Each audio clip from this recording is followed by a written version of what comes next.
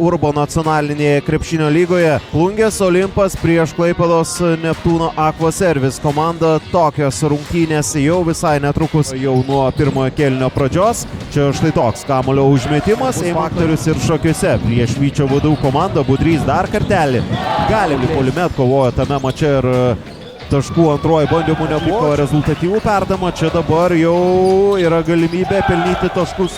Nepavyko susikurti erdvės metimui, 3 sekundės, Jonkus priverstinis metimas, jau pataikė savo pirmąjį tritaškį. Spiekus 4 sekundės, Mačijauskas atstovi, Petras Spiekus. Malsas turi kilti ir priimti kamuolį, tą jis ir padaro, Spiekus dar ir užtvarą pastato. Ta aikštės gynyba kartais šiek tiek išmuša iš neužtikrinti.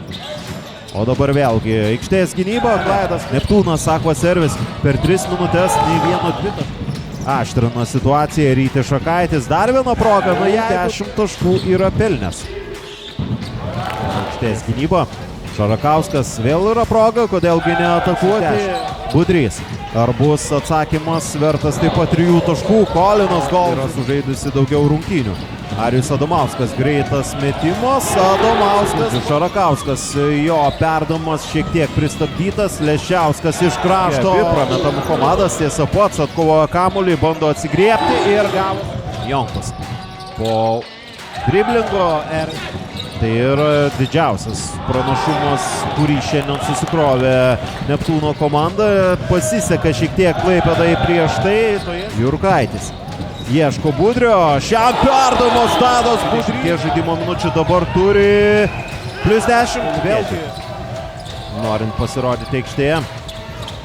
O Matas Mačijauskas Maginas Furtas per šias minutės yra šiuo metu 10-0 ir 13-0 prieš Dolsoną.